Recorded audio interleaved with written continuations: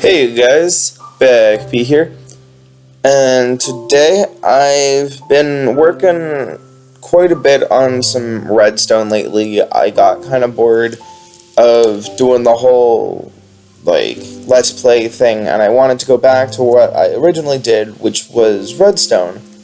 And as you can see here, I got a button on some iron, diamond, and gold with some iron and stone things behind. That doesn't really mean anything to you guys, but it means a lot to me. And as you can see, I've been doing some stuff and all.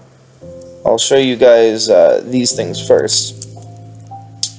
So a long time ago, I don't remember who it was, but someone originally came out with this really cool selector panel, and I'll just quickly show you guys how it works. So the way it works is, let me just grab a redstone lamp. You get a button, a torch, this, like this, and this is a little bit modified from how they did it, but that is due to the fact that I liked some things about it, but not everything about it. But yeah. Okay.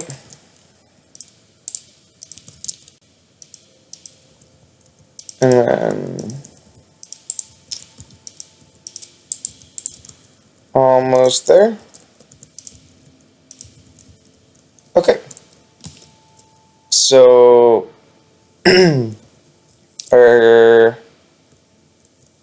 no. Something was different. Anyways, this is close enough. And this is essentially what happened. You hit the button, and then that would turn on, but it's inverted. So let me just quickly duplicate this because this is a selector panel. And so what that does, I'll explain how it works in just a second. I just gotta quickly remake it. And yes, I do know that connects. That is important. It's one wide tileable, which is really cool in my opinion. And yeah, so I hit the button, and that one turns on, that one turns off. Normally it's not like that. In fact, let me just change this out so that it's like this. Got that so that the torches don't power the block, which turns on the light. Get that and that. That just inverts the signal again, so I can hit that, and it'll choose that. I hit that, and it'll choose that. And it's tileable up to 15 long, because that's how long this can reach. And it's pretty cool how it works. In Minecraft, pistons can't pull back a block that's being powered, or powering something like this, even though it doesn't have a signal. If I give it a signal, and then I remove the signal, it's not going to pull back because there's power going into it and power coming out of it. And that's really important. So every single time you hit the button, this redstone gets lit up, and then it sends power and extends these. But when you hit the button, this torch turns off, turning off this repeater. Since there's 1 tick of a delay going into the piston and 2 ticks of delay going into this block, the piston will retract 1 tick before it gets power again. And what that does, let me just reset it real quick. What that does is makes it so that this retracts when there's no power going into it, so it can go down. Whereas there was power going into this one, since it's continuing to get power since the button didn't hit it, so it stays up. Then what I do is I invert the signal and send it back to the lamps. And yeah, so this all happens quick enough that it's only 1, 2, 3, 4, 5, and it's fast enough where it doesn't flash or flicker or anything. Like if I turn this way up, what will happen is, no?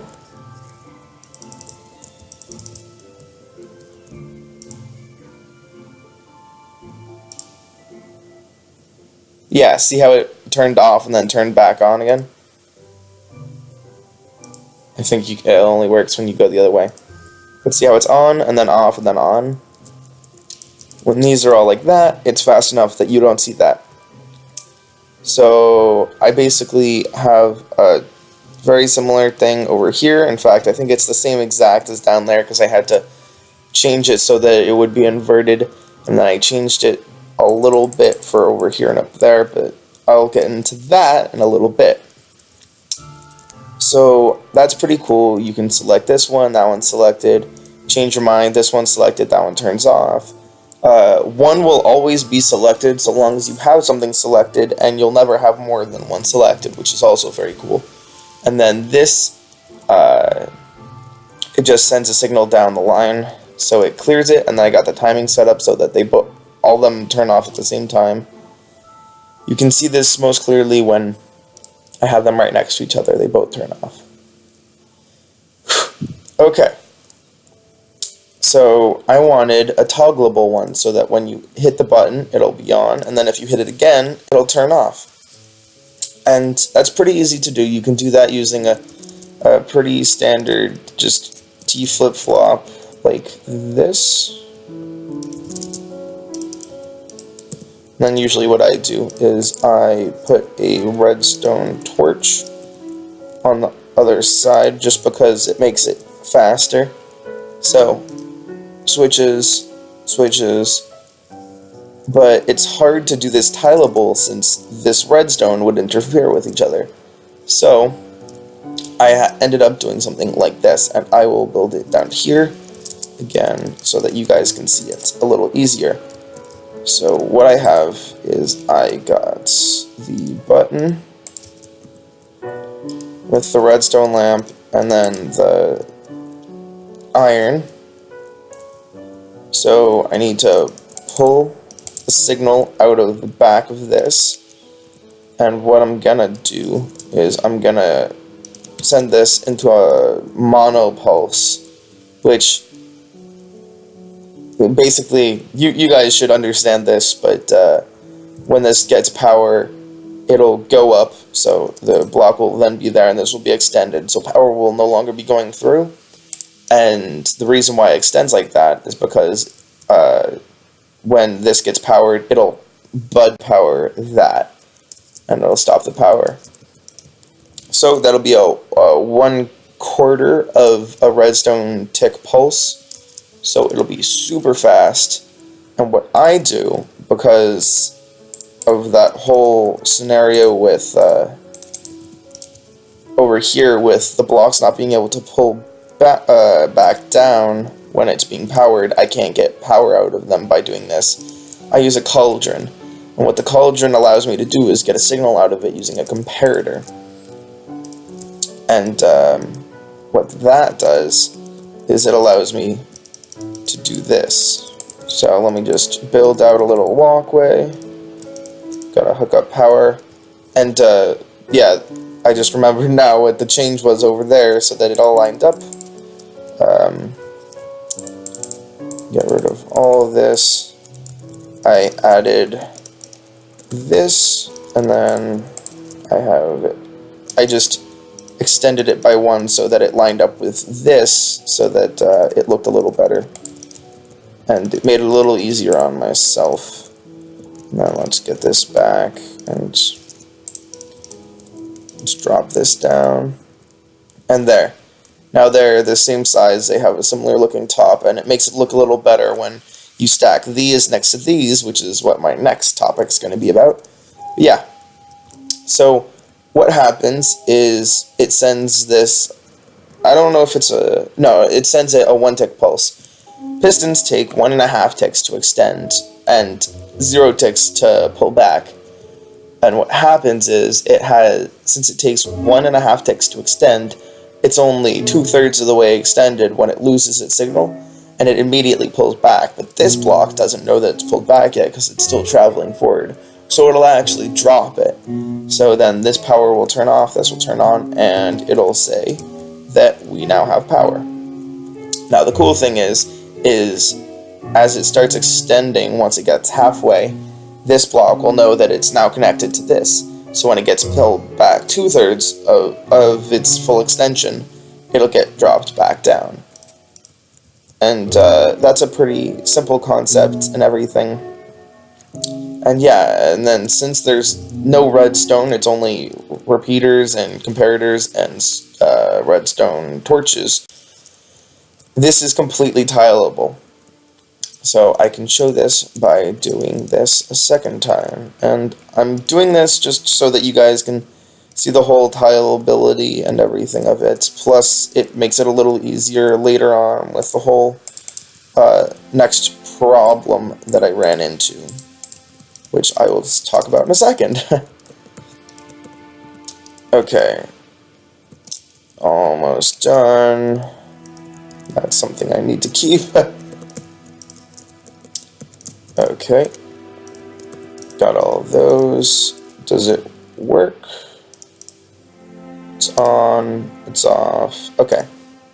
And so you can toggle them and everything, and you can do more than one at a time. So it works just the same as that. And the reason why I have diamond up there is because diamond's better than gold, and I feel like this is a little more complex than the other one. And yeah, this is just so that I know what each button does, and it tells the user what it does on this. I originally made this to try to figure out how putting gold next to diamond would work, and I figured it out, and that's why there's these stone things, and then this is a little thing I made so that I knew how I was going to build that, and I'll talk about that in a little bit also. I don't know if this is going to be one episode or two. It all depends. So, yeah. The next thing with these is the input. And the input's going to be for something a little bit later. And when I hit this, it'll clear that, but that'll go away too quickly. So what I can do to fix that is extend the length. And is this the same? Nope, it's a little too long. So let's change it to 3. And perfect. So what's happening is there's nothing being turned off, so they're both getting power, and this redstone is being powered by this, so yeah, it's just resetting all of them. Now, the tough part with this is to reset it, I need to pull all these down, and I can't just toggle all of them, because if they're down, then they'll be up and it'll just switch them. So what I have to do is I have to send it a pulse that's longer than 1 tick. I have to send it at least a 2-tick pulse. So what I did was I set up a signal coming down from it, and I went, okay, I'm gonna need at least a 2-tick pulse going into these, so let's get that set up. And this button has a 4-tick pulse, so I can just hook this up to it like that. And yeah, so now if I turn these guys on and I hit this, it'll turn off. It should have turned off. Why didn't it turn off? Oh, it did turn off. Wait, what? Okay, it just takes a really, really long time to turn off. And the bad part is if they're off, then it'll flash on. So, to try to fix that, I looked at this and I thought, hey, I can just turn off what the signal is reading by inverting this. So what I did was I put redstone torches into this. So now even if I hit the button, it's not going to turn on because this is preventing it just as this is preventing it. But I do want it to read that it's showing when the button's not pressed. So what I did was I actually I got redstone torches again, so now it's not doing anything. And I got this, and I hooked this up. Now you can see this is going to be powered by that, but that's not going to be a problem because these are only going to be powered when it's being reset, as these are too.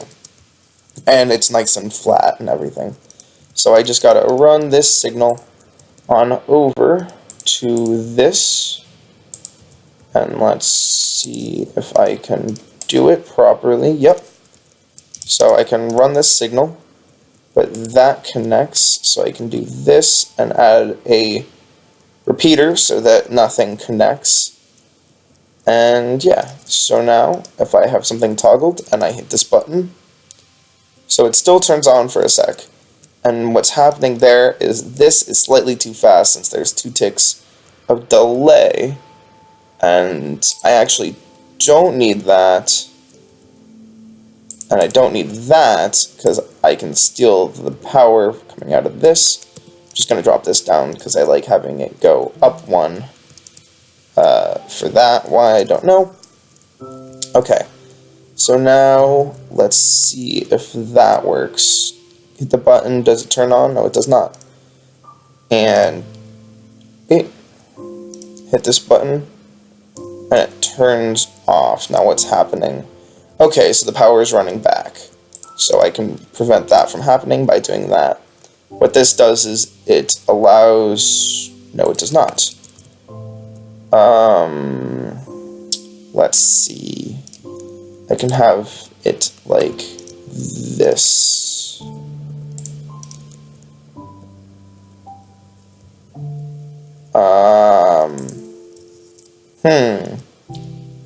Nope.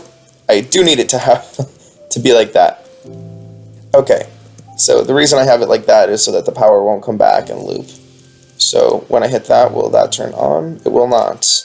And will it turn off at the same time? No. So, and then that turns back on. Did I hit that for some reason? Oh, that's right.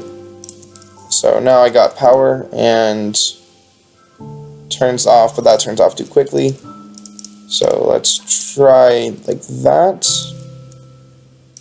And too fast.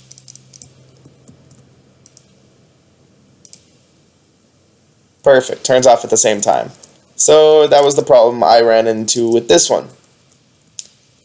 And yeah, sorry that I had a little bit of trouble there, and sorry that this might not be the most professional video in the world, but I really want to show you guys what this does. And it's been way too long since I uploaded a video, and I know that, and I want to get one out there, so that's one of the reasons why I'm doing this. So yeah, this is just what I've been working on, and I really like it because it looks really complex.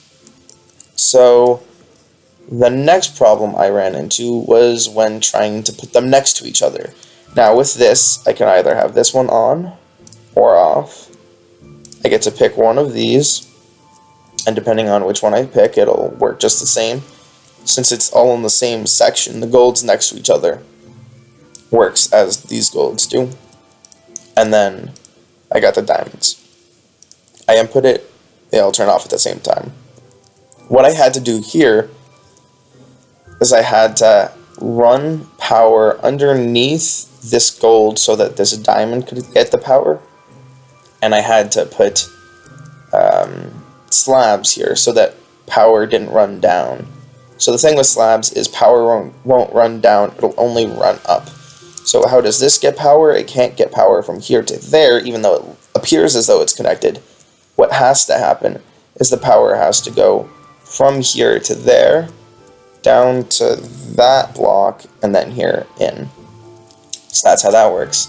So I can hit it, and you can see that only these 4 light up on this row, and nothing else does. And these are 2 below these, so that nothing resets. And when I hit this, you can see that everything lights up, and it resets all of it.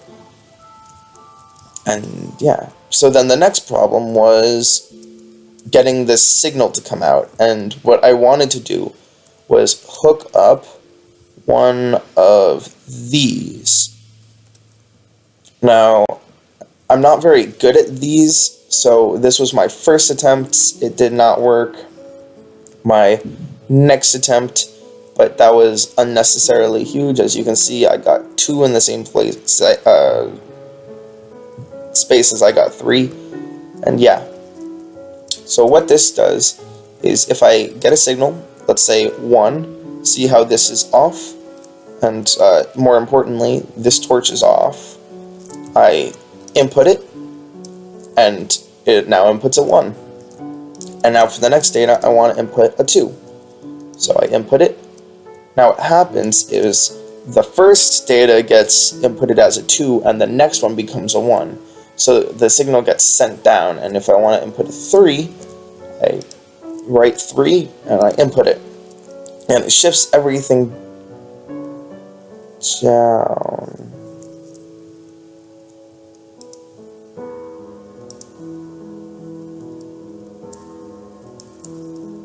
Oh, I had not run into that problem before. Okay, that was butting this, so it wasn't going back down. So now I have to hit this button again, let it save, and then do that. So now I have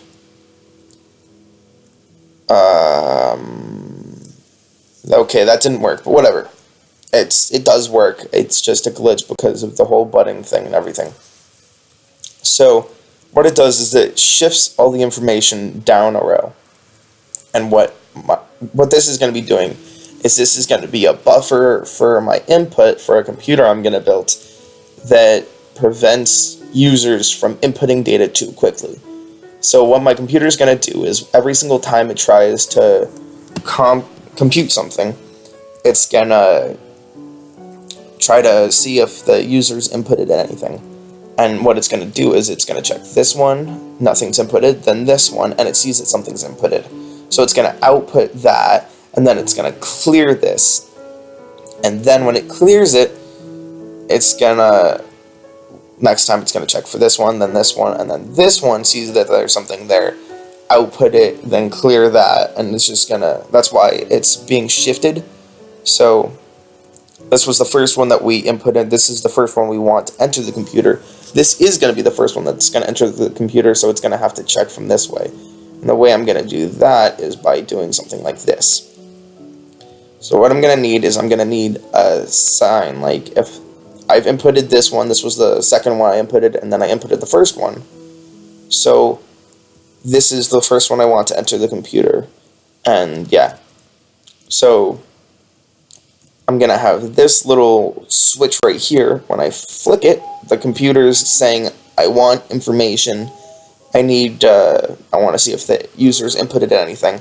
It's going to check this one, and it's going to see that this is still on, because it's inverting whether this thing's been inputted. So it's going to keep the torch off, it's not going to lock this repeater, and this repeater is going to be able to send signal through. So it's going to check this one, say nope, check this one, say nope, it's going to check this one, and it's going to say yes, there was in fact user inputted data because this is off. So this torch is going to turn on, locking this, preventing power from continuing. So what's going to happen then is it's going to read the line of data that's under this. So since there's 2 data inputs and there's 4 rows, it's going to have checked this one, it wasn't any, checked this one, wasn't any in that scenario. And then it checked this one, and there was, so it's going to read this. And then what I'm going to have to do is figure out how to clear this out of the memory. It's going to be a little tough. I might actually have to change around this design a little bit, but I'm going to use the same concept. And yeah. So that's going to be my memory buffer, and in order to pull out the information and everything, I had to find a good way to do it. Now, I could pull out of right here, but then I can't work this way because I need the information buffer to come off the back so that I can build down that machine over there.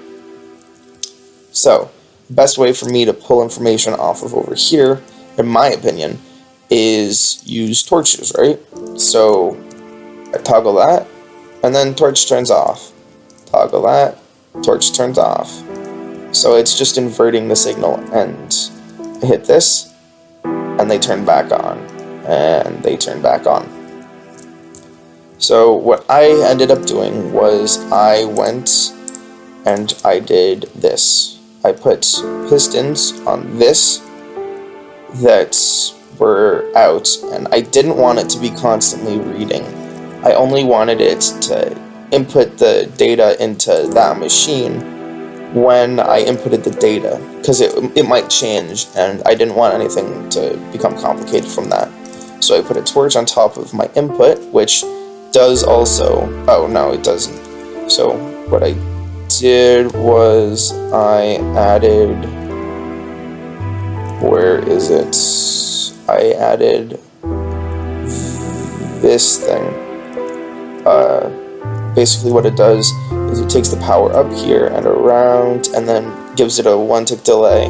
So this stays on in sequence with these, and it powers this block, which allows this to happen.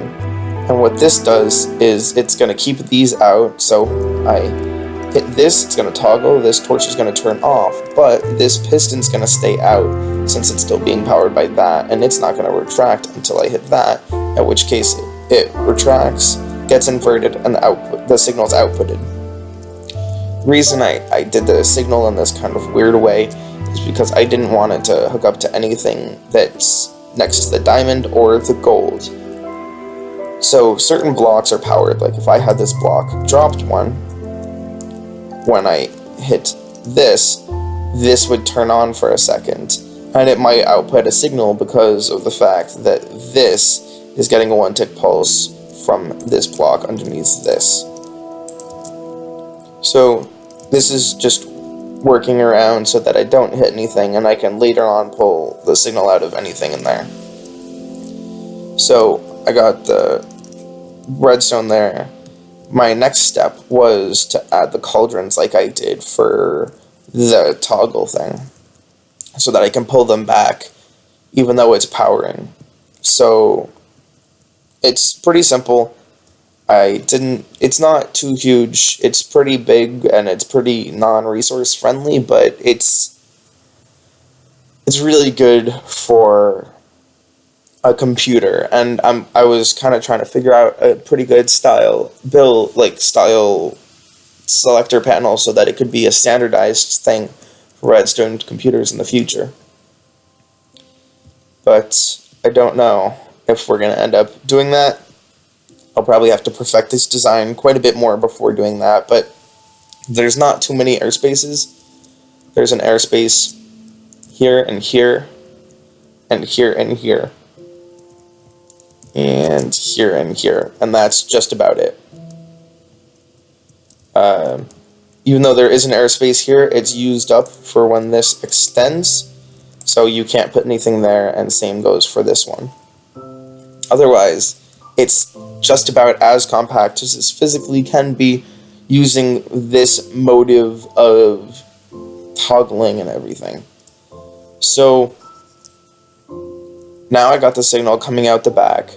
I needed to split it up, so I sent the repeaters into this row of blocks, and for every other one I pulled the signal out the bottom and I ran it across the top so that I can easily separate it. You can do it so that they're all level, but then there's a massive amount of delay since every single one gets 2 extra ticks of delay due to all the repeaters that you have to use and everything. What I did here was I had cauldrons that were full of water, and it sent the signal down very quickly so that I could work with the signal down here. It did take up 3 blocks of space, which I didn't really like, and I had to adjust for the repeater delay in all of this, since there was no repeaters at the end of this, but that was fine. I was okay with that. But I later on found a better design, and this is my most current project, and this is the one that I'm trying to work everything out for this design, and this is going to be my example for the community, and it's going to be really cool.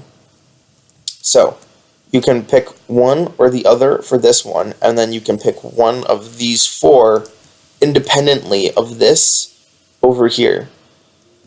you can have an on-off, and you have some numbers. So usually what I was thinking was this would be like a debug mode or something where you're either are going to run it in it or you're not going to run it in it. And then this is like the FN function on a calculator, or a number function on a calculator. Then this would be add, subtract, multiply, divide, and then you could have, since there's either 0, 1, 2, or 3, you can have 4 lines of text on signs to tell you all the different things, and you could actually have 16 different functions out of these 6 buttons. And the reason it would all be split up like this is because you would never want to add and subtract 2 numbers at the same time, because that would be pointless. Then you would have a 5-digit number that you could enter into the system. When you hit this, it would enter it into this. Now what this does is, this is the same as that, but it's a little bit more complicated since I wanted this to be as compact as possible. So I managed to make it so that this is all level. It's very small. I haven't counted how tall it was in a while. I think it was about 10 a while ago. And you can see that the edge of the display is the edge of the things, which is very cool. So I managed to keep it all inside of itself. Like, I didn't make it unnecessarily big, and I tried to keep it as compact as possible without making it overly compact. Now, some of you may say this is overly compact. Well, I mean, you could say that. So I got this system where you input the data and then it'll shift it along. Now, I had the signal wouldn't reach long enough without delay, since it'll power this block, but it doesn't power this block. But it does power this block, but that's because there's redstone pointing into it. But what I ended up doing, since that's the very one edge, and then this is the very other, so this is as far as the signal will make it, I had to flip it so that the repeater lock is facing outward from the middle, and this is the middle. Now this is what I was using as entering the data. It does the same thing as the other one before, but there's no butting, and it's pretty small. I kept it inside the space and everything that I was trying to work with. And after splitting everything up with preventing anything from crossing, I think this is a pretty good signal. Pretty good, like, it's done pretty well. Now what I'm going to have to end up doing is manage to pull a signal out of this, which you saw down there on that one. I'm going to end up pulling a signal out of this somewhere, running it all the way down here, and I might loop it around this edge here since this sticks out a little bit, and then I'm back, and then hit this so that it lines up when I hit that, and all this data gets entered and sends across this, splitting up. Basically what this does is it makes it so that a 1 wide tileable goes into either a 2 or 3 wide tileable, and this is just so that it's visually appealing and it can be used for certain mechanics. And I'll time it so that it works, so that it'll enter the data into the machine. Now what this does is when this will get locked either on or off, and that if it gets power, that torch will turn off, turning this torch on. It's powering this line and sending out a signal here. Now I got one of these lines for every single one of these buttons, except for the input button, since we're not going to need that, and I might end up changing that just due to the fact that I might need something to tell the computer or the system that just as this is inputted, but I'll figure out some way to do that. So I'll have to figure that out, and then I'm also going to have to figure out a way that I can turn off all 4 of these except for one of them, and the one of them is the one that the computer is reading, and that is due to the fact that if I want to be reading this line and this torch is off but this torch is on, this is going to read as on, and I don't want that. And I'm also going to have to figure out a way to clear it because I hadn't thought about that before. Yeah, so you guys kind of get the gist of what I'm doing. There's an extra gap here. I don't know if I'll shift all of this over or what, so that it enters the system symmetrically, or I might just make it so that it comes out here and then comes out here, and make it all so that it's one wide every other. But I'll see. I'll let you guys know in my next video. Once again, assuming that this is one video, I don't know how long this should be, because this is really the first Redstone video I've uploaded, and I don't know what you guys want to see. But I really do hope you guys enjoyed watching this. I hope you guys stayed until the end. I know this might be a little boring for a lot of you, but it's really intriguing to me, and it's really interesting because you can do so many fascinating things with redstone. If you have any ideas about anything that I can do, or any YouTubers or anyone that you know that might be able to help me, it would be really appreciated if you let me know their names in the comment section below. But as for now, I've shown you just about everything that I did on this machine, and at the beginning of this, you may have looked at it and gone, wow, I'm never going to understand that. And if you even remotely understand what happened, or you were kind of able to follow my thought process of how this is all working, then that's awesome, and I'm really glad that we were able to do that together. Yeah, so I hope you guys enjoyed this video, and I hope to see you all next time. Take care. Bye-bye.